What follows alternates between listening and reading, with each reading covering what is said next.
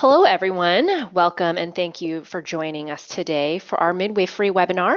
My name is Courtney Kwong, and I'm an admissions advisor here at Bastyr.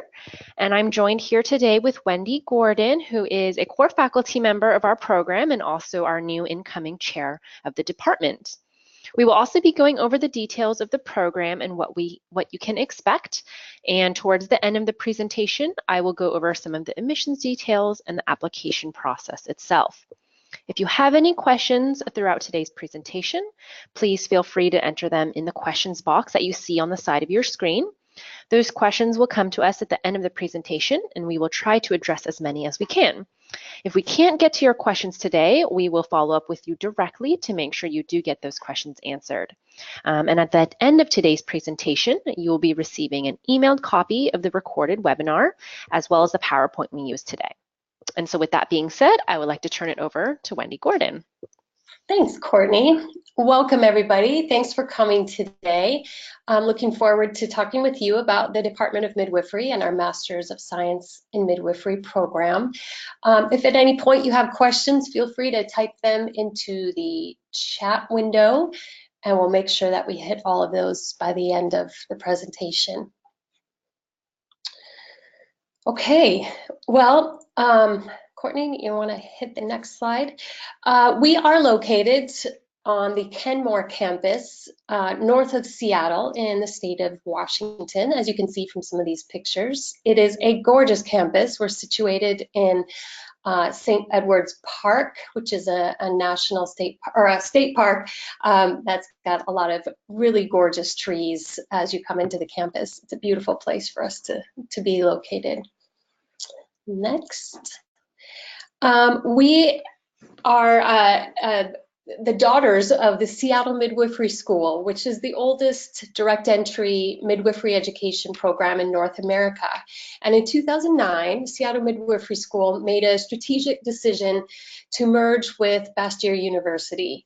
And in doing so, we created the nation's first Master of Science degree in midwifery from a regionally accredited university. And so the Department of Midwifery represents 40 years of a time-tested midwifery curriculum and seasoned faculty in our department. Next slide. So although the term is used in many different ways, direct entry refers to entering the midwifery education program without prior training as a nurse or any other health professions training. As a regionally accredited university, we are able to confer a Master of Science degree in midwifery. And this is the only degree of its kind in North America. One of the most unique and important features of our program is our undergraduate entry option. This means that candidates entering the program with at least 2 years of undergraduate coursework, which includes our prerequisites, can exit with a Master of Science in Midwifery. We utilize a blended model of online and face-to-face instruction, and our 3-year program is accredited by the Midwifery Education Accreditation Council, or MEAC, which is an organization that is recognized by the U.S. Department of Education.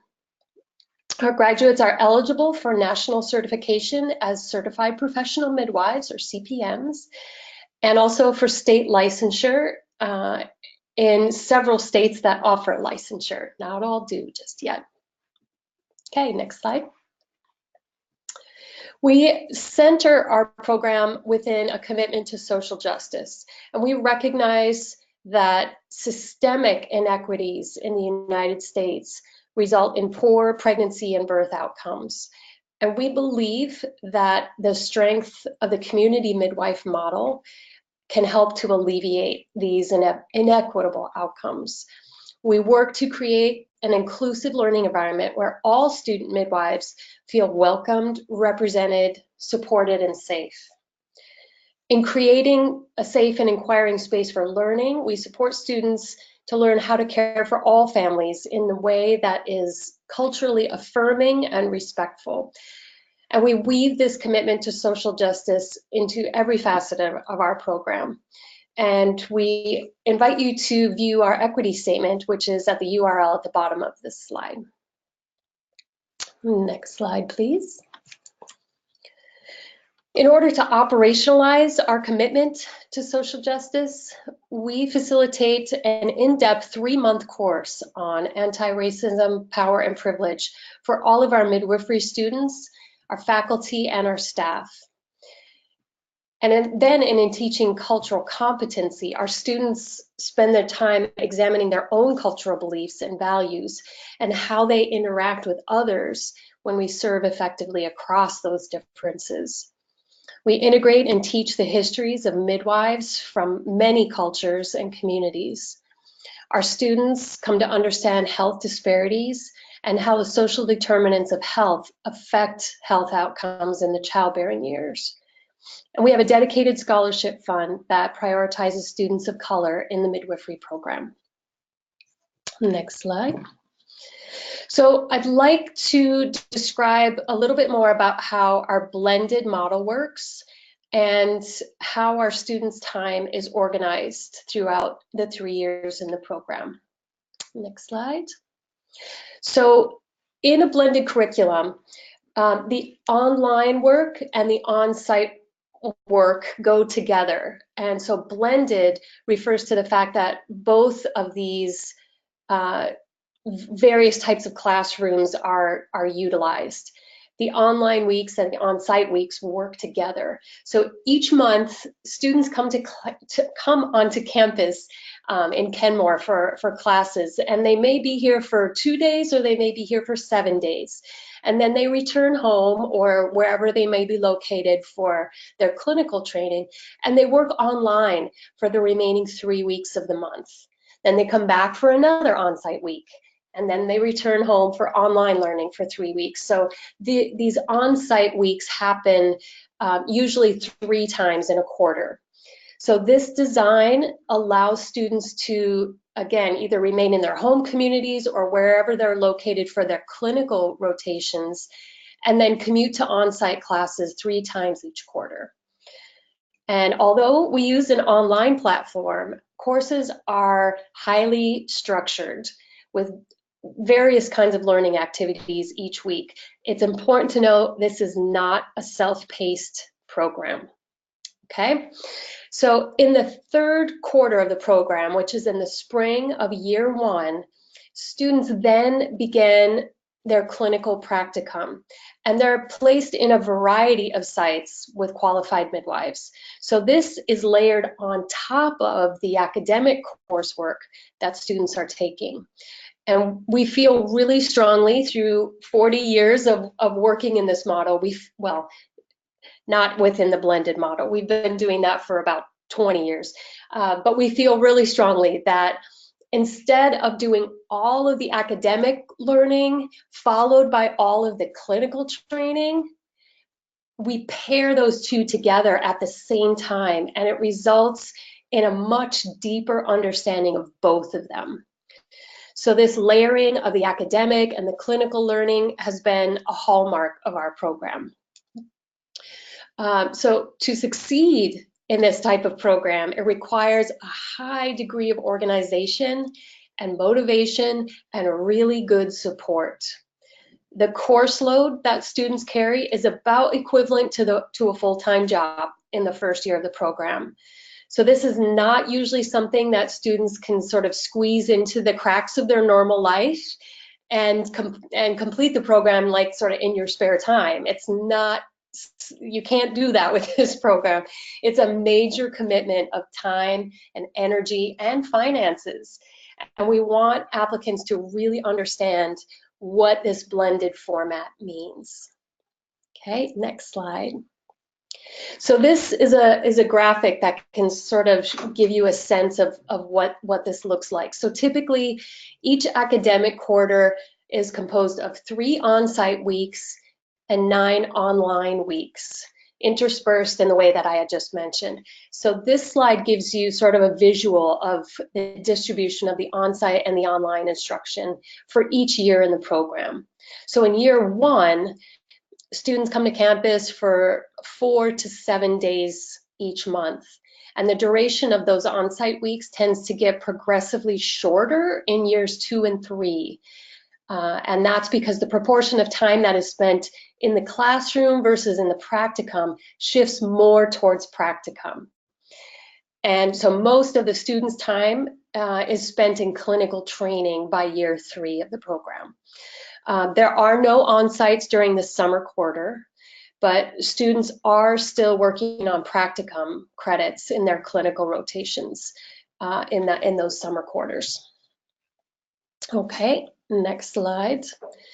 So there's a set of core courses in our curriculum that sort of make up the foundation of our program. And that begins with a very intensive course in health assessment. There is a series of 7 midwifery care courses that are very much the theory and foundation of what we do as midwives. These are all supplemented with clinical skills courses, a clinical seminar series, which sort of helps to integrate what the students are learning in their core theory courses and what they're seeing in practice. So the seminar course sort of brings all of those things together. And then we have an amazing series of professional issues courses that weave its way through the first couple of years of the program as well. Okay, next slide. And these core courses are augmented by these adjunct courses. It's important to know these are not electives. All of these courses are required, and some of them are listed here. We've got an amazing perinatal nutrition course in the first year of the program. We teach epidemiology and research methods because this is a master's degree program. We teach pharmacological and non-pharmacological treatments. There's a robust genetics and embryology course, a gynecology course. We have a series of 4 counseling skills courses and a strong course in breastfeeding and lactation. Next slide. And then we turn to the practicum piece. Most of our prospective students are particularly interested in this piece of it. So we call this part of our curriculum Practicum, and this is defined as a course of study that is designed especially for the preparation of clinicians that involves the supervised practical application of previously studied theory. So this is a series of courses, I say in air quotes, that spans 9 out of the 11 quarters of our program.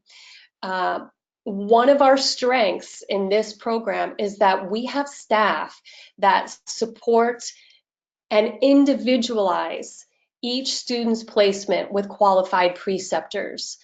So although many of our clinical sites are located in Washington State, due to our long legacy of graduates from Seattle Midwifery School and Bastyr, we do also have practicum sites in several states across the country, and we're continually working to cultivate more. We do have some requirements that our preceptors must be legally able to practice in the jurisdiction where they are. In some states in the US, midwives can't get a license, so we can't have preceptors in those sites. And they also have to carry malpractice insurance as a requirement of the university. So we continue to work on cultivating more preceptors for our students all across the US and in Canada and other countries as we can cultivate those. Next slide, please. So there's a variety of clinical experiences that are included in the practicum credits that are earned and tracked. So our students accumulate experience in prenatal visits, in gynecology visits and well person exams. Students may do some charting, doing lab work, interpreting labs, certainly attending labor and births, and also doing postpartum and newborn visits. So we get the whole span of midwifery care in the practicum rotations. Next slide. So there's a minimum number of requirements for hours, for clinical hours and certain clinical experiences that are required for graduation from the program. And this slide sort of lists all of those here. We need to have at least 1,500 hours of practicum experience. And within those hours, a minimum of 720 client contacts, which could be prenatal visits, births, postpartum visits, a minimum of 60 births attended. And for those who want to get licensed in Washington State, the minimum for licensure here is 100. Many of our students graduate from the program meeting that requirement. Not everybody, but many do. A minimum of 50 newborn exams and 10 continuity of care. And what that means is that there's a certain number of prenatal visits, the labor and birth, and a certain number of postpartum visits with the same family. So you want to be able to see how midwifery care unfolds through the whole course of care for a client. So we look for at least 10 of those throughout the 2 years of practicum. We also have a requirement that students do their clinical rotations in at least 2 different sites. So one of those sites has to be at least 3 months and 10 births, and the other one has to be at least 6 months and 15 births. The majority of our students spend a year in each of their 2 different sites, but some do more than that, but that's sort of the minimum of 2 different sites and the minimum lengths and duration of time there. Okay, next slide, please. So the practicum experiences in our program are balanced with this integration of what they're seeing in their sites with the theory and best practices of midwifery. We do that through the clinical seminar series. So the seminar happens sort of concurrently with the clinical placements. And so they debrief their clinical experiences in seminar. A lot of our students, they're doing case presentations to each other, delving more deeply into something that they saw in their clinic site, and reporting back to their classmates and teachers on what they learned. Next slide, please. This series of courses, the clinical seminar, is taught by some of our most seasoned and experienced midwives.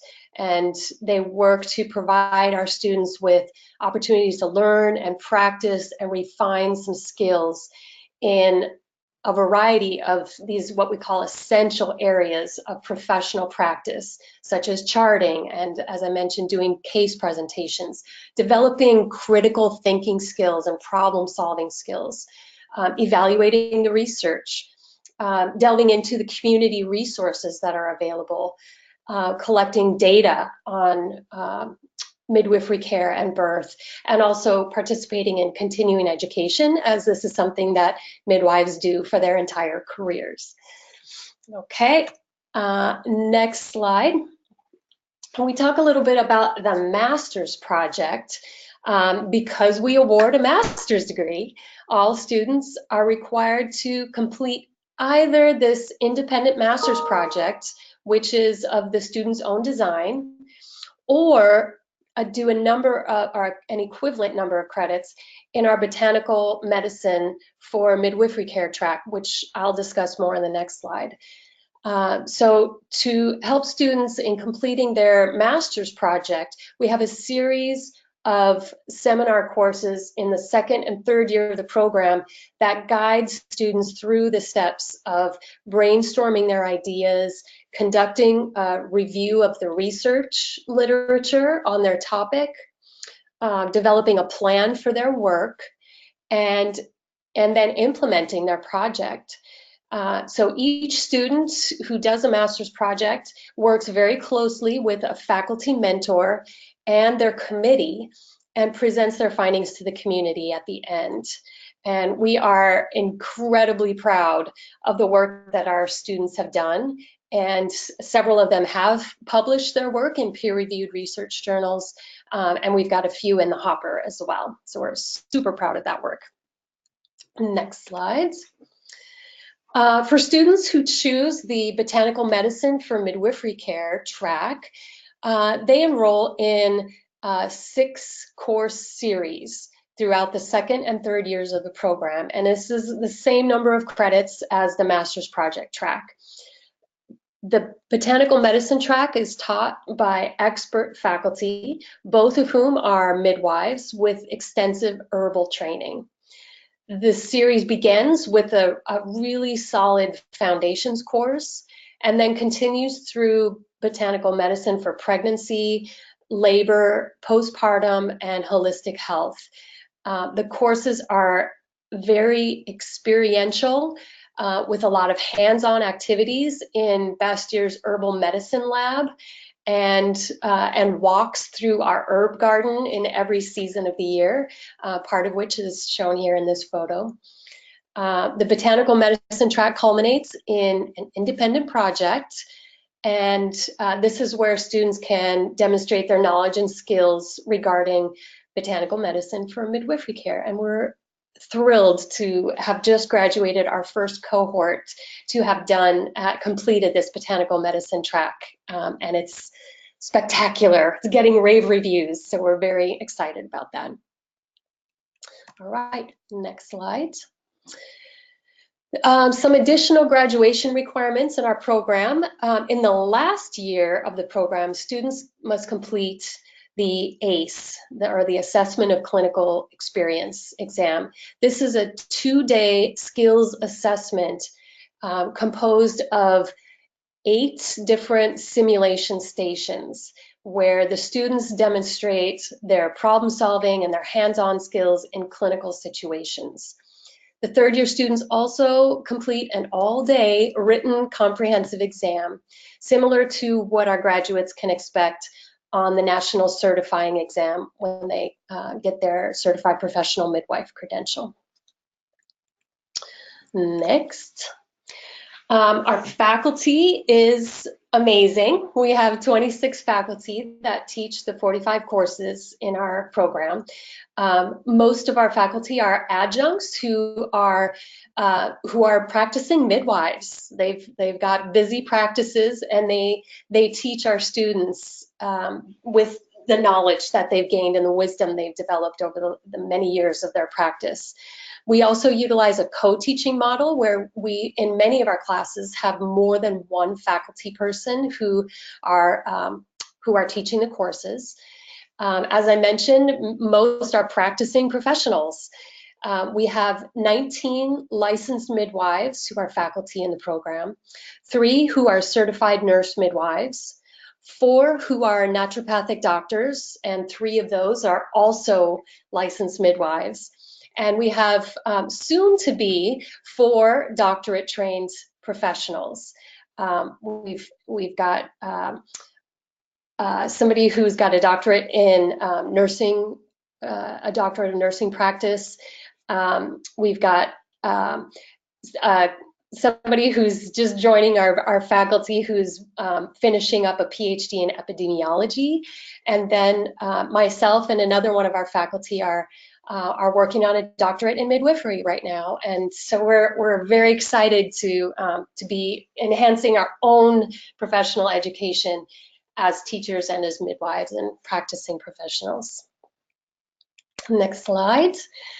So we'll talk a little bit about our students and graduates. We have graduated over 300 midwives from our program from the time that it was Seattle Midwifery School to yesterday. We just finished our commencement for this year and graduated 13 more students just yesterday. We're very proud of them. Typically, we admit 18 to 20 students per cohort. We also see that there's an increasing proportion of students who are coming from outside of Washington State, and about 10% of our student body comes from Canada. We are proud to say that we have a 100% pass rate on the state licensing exam in Washington, and 100% for the NARM exam as well, which is what students take to get their certified professional midwife credential.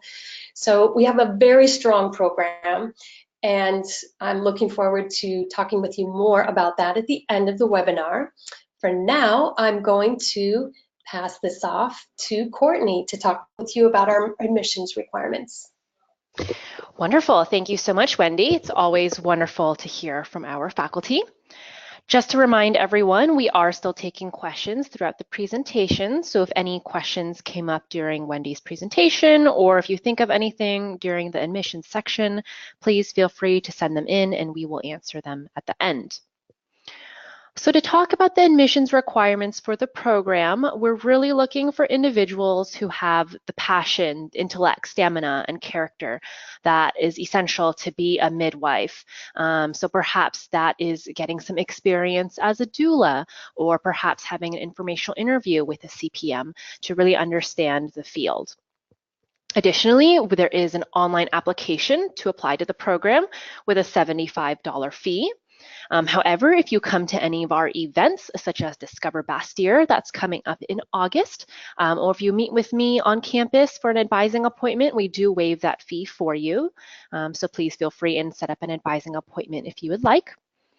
We also require 2 letters of recommendation. We require 1 to be academic and 1 to be professional. We do prefer the professional recommendation be from a supervisor or manager role.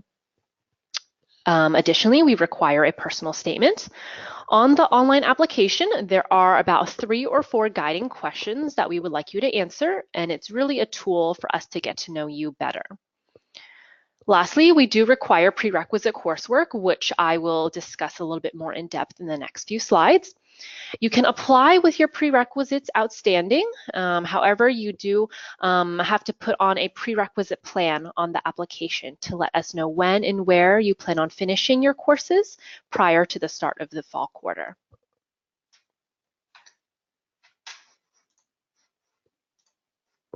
So a little bit more about the prerequisite coursework. So whether you are joining with a bachelor's degree or at that undergraduate entry option without a bachelor's degree, all students will require these classes.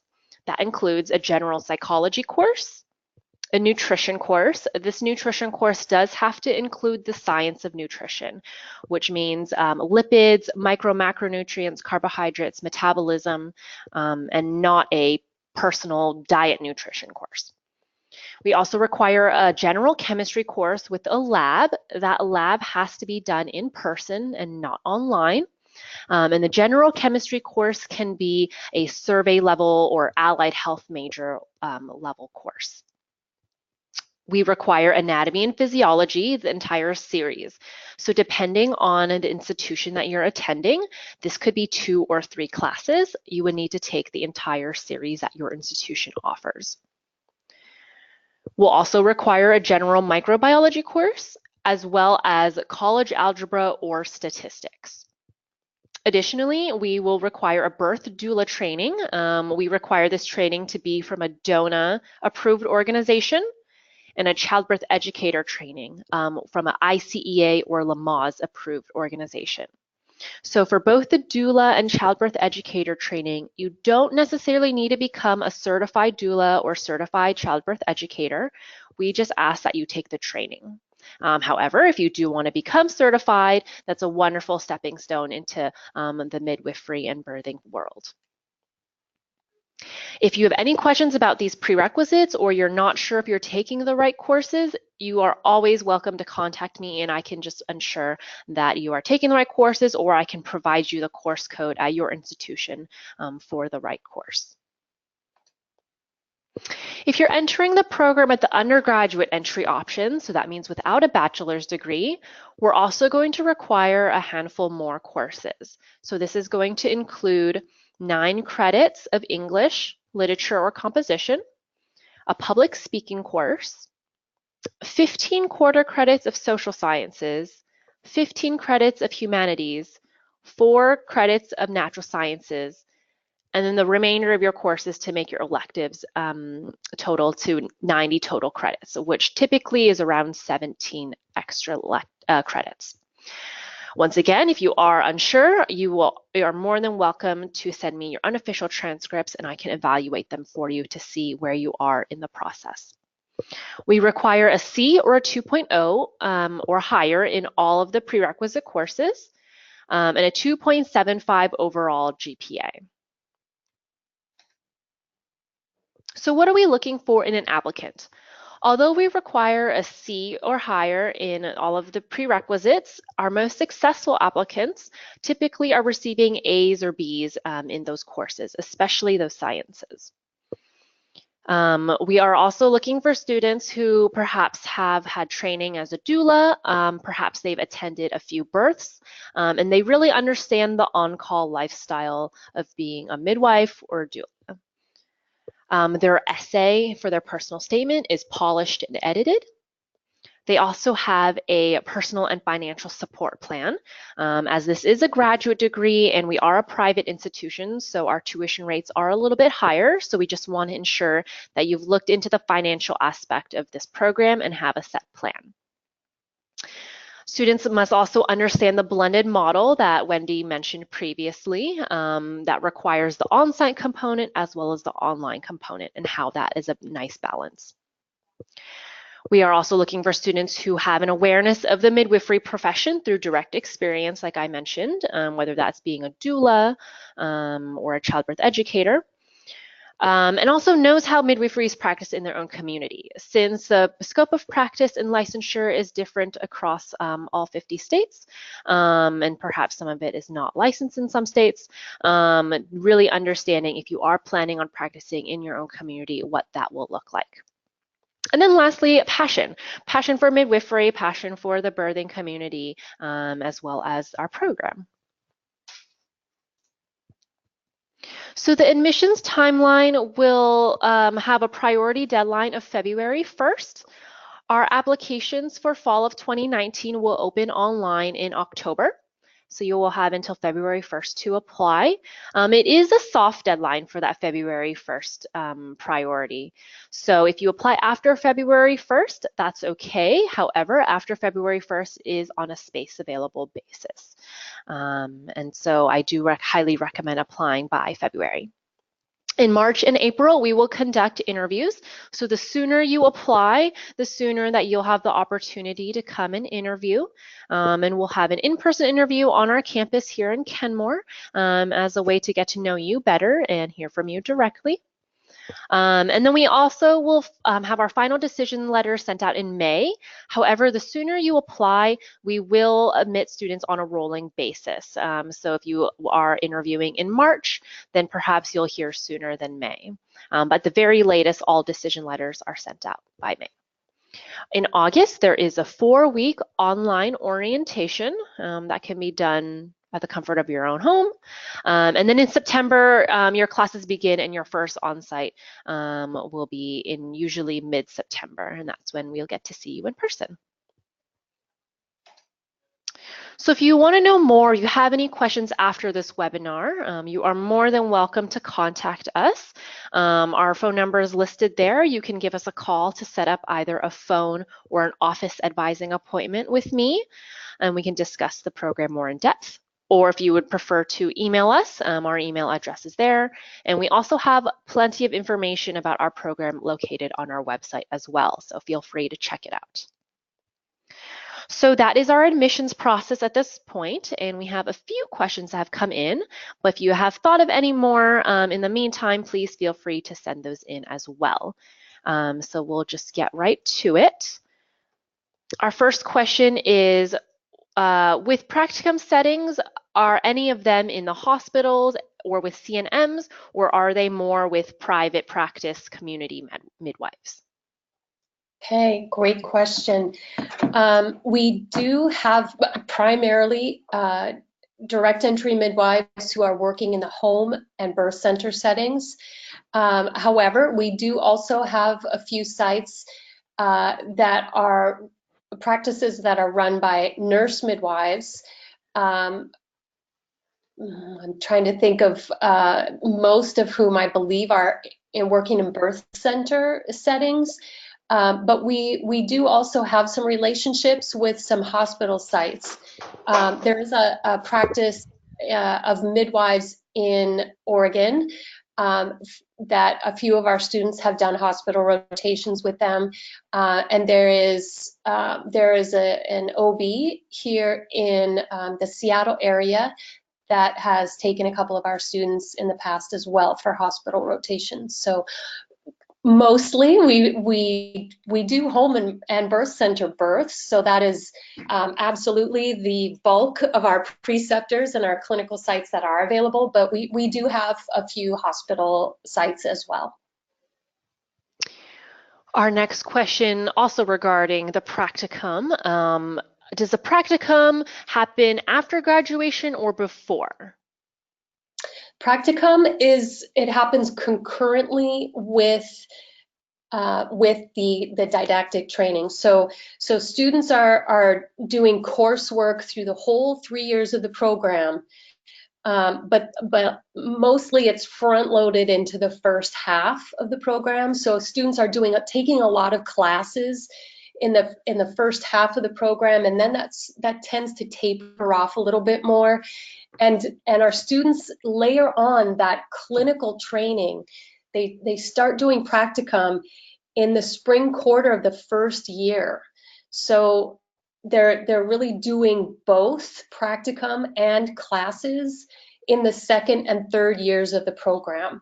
So there are some programs that do like all of their coursework first, and then they do their clinical training after that.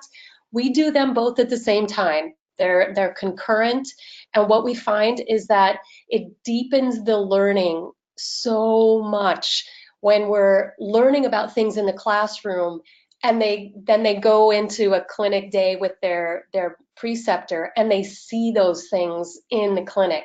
So as a person who is on both sides of that, like I teach a lot in the program and I take students, it's amazing how much depth of learning the students get when we do those two pieces of the training at the same time.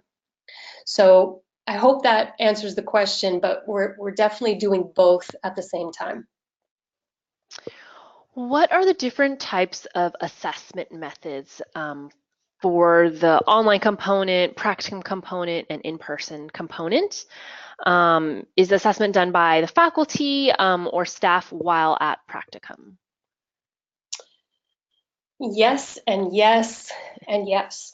So in the online parts of the program, the type of assessments that we do may come in the form of quizzes, discussion posts, journals,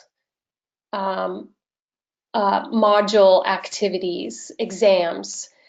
In the classroom, the assessments in the classroom may be just, participation, but also that's where we do a lot of the hands-on skills training.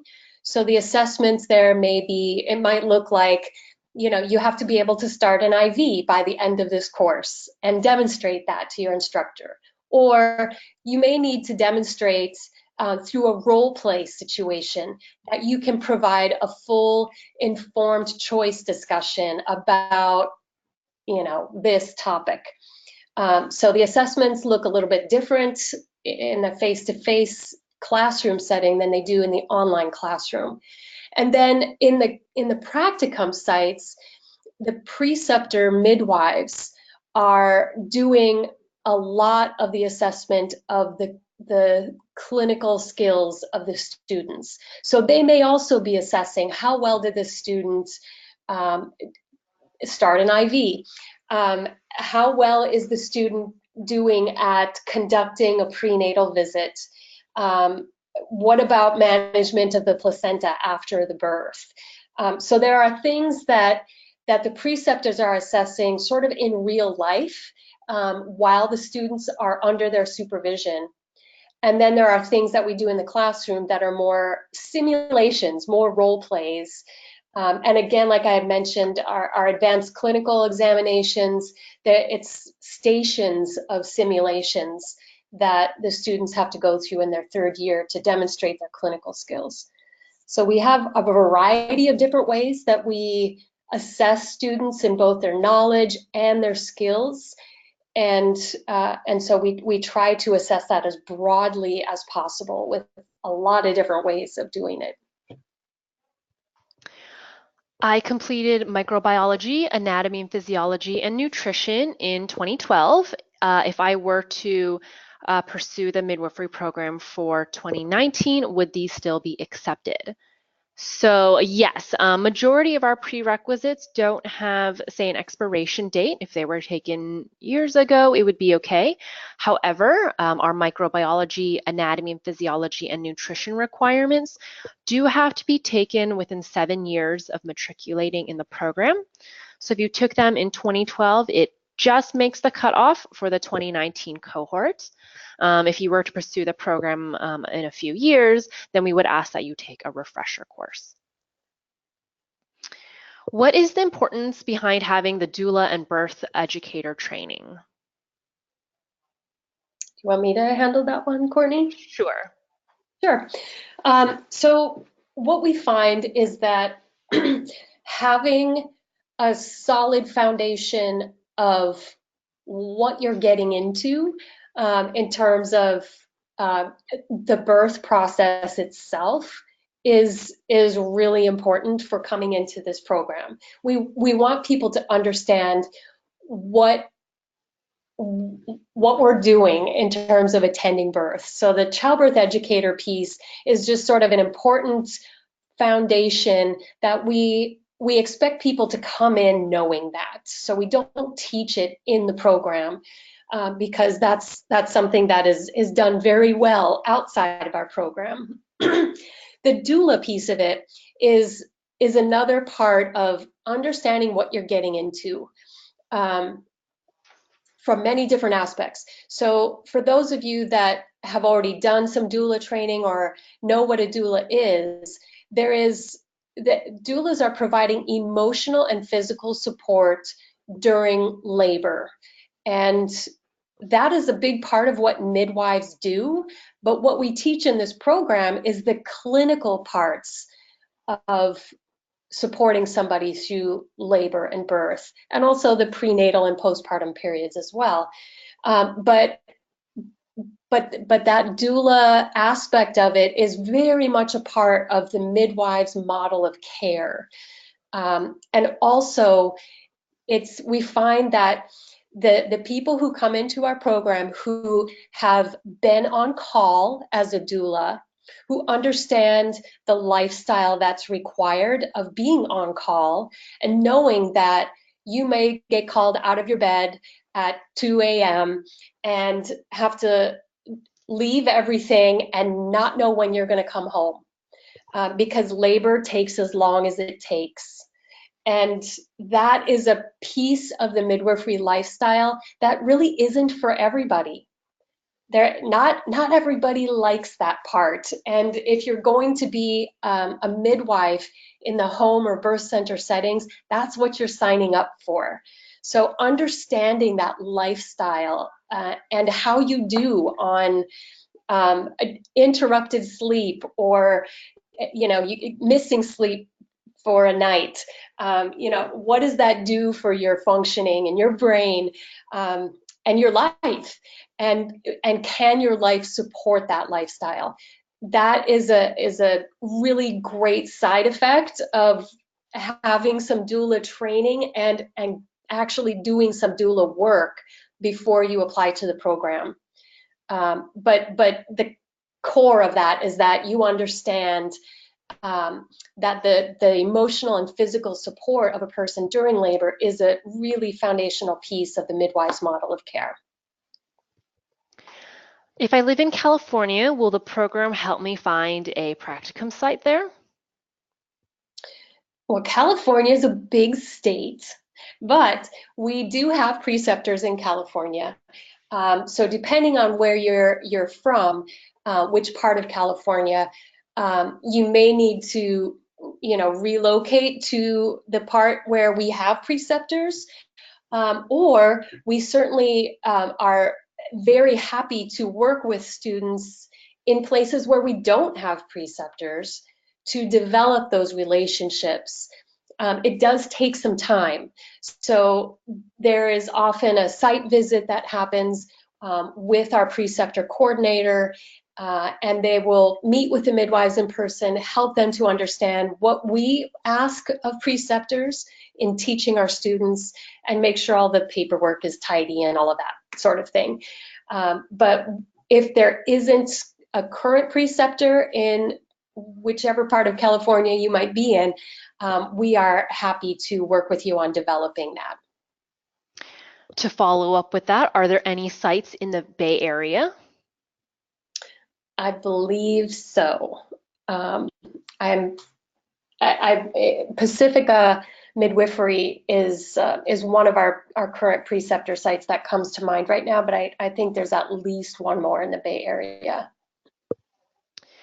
Can direct entry midwives or NDs who have also a midwifery license work in allopathic hospitals or clinics?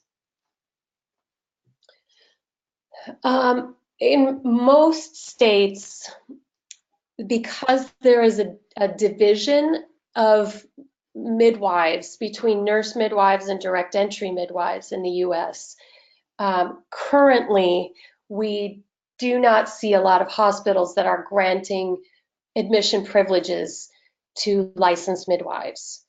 I'm hoping that will change in our lifetime, but there's a lot of political reasons around that, where we are not currently being invited to apply for privileges in the hospital.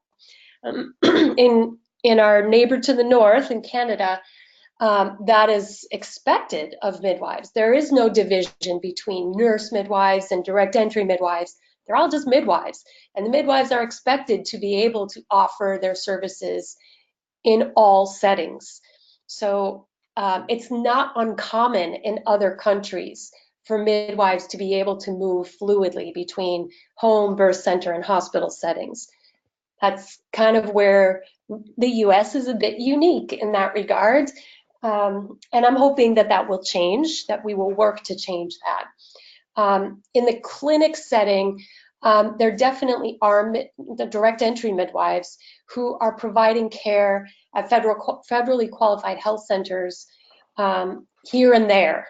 It's not terribly common, but definitely there are midwives who are doing that. So more common in a clinic setting, less common in the hospital setting. We have a follow-up question to the prerequisite question that we asked earlier. So if a student has finished her undergraduate degree in 2008 and would like to pursue this program, does that mean that she has to take all of these prerequisite classes again?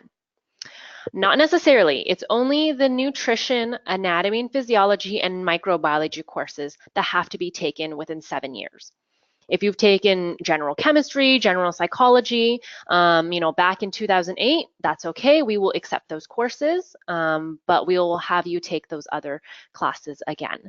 If you're unsure and you would like me to look over your unofficial transcripts, you are more than welcome to email them to the Midwifery Advise email you see on your screen, and I can look them over for you so you don't have to take classes over if you don't necessarily need them.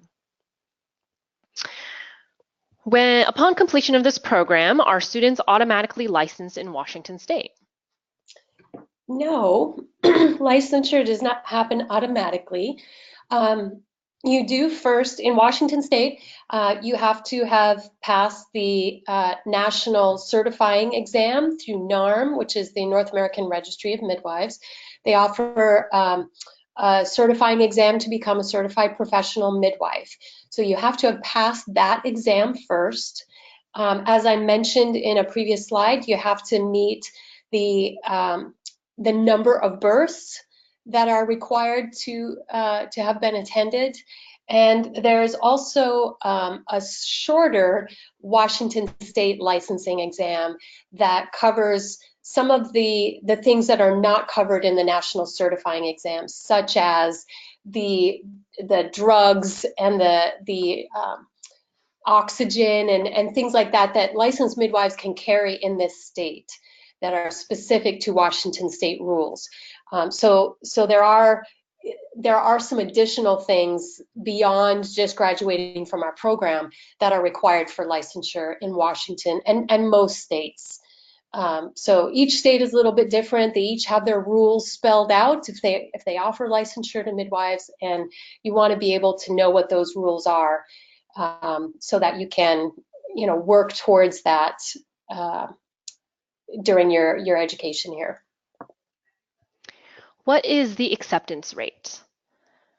So typically we enter a cohort of 18 to 20 students, and I would say on average each year we receive anywhere from 60 to 80 applications. However, we're looking at each applicant individually and holistically, so we don't compare applicant to applicant. And so as long as you are qualified for the program, we will look at you as an individual.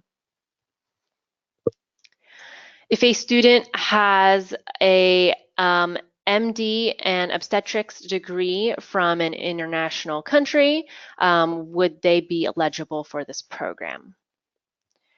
So we would want to take a look at your transcripts. So any education that you've done outside of the US, we will require them to be evaluated by a third-party transcript evaluation agency. And so all of those prerequisites that you saw on our earlier slide still apply. So we'll want to make sure you do have those sciences as well as the doula and childbirth educator training. And then if there were any other additional classes that would be comparable to our classes in the midwifery program, we can evaluate it to see if you can be waived from those classes.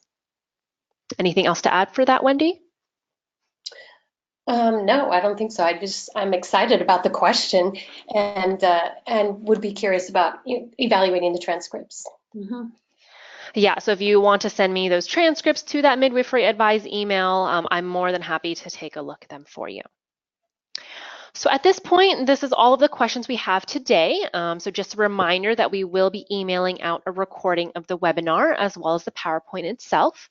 So I just wanted to thank everyone for joining us today. And if you do have any other questions in the future, please feel free and contact us. And we hope to see you here at Bastyr in the future. Have a wonderful day. Thanks, everyone.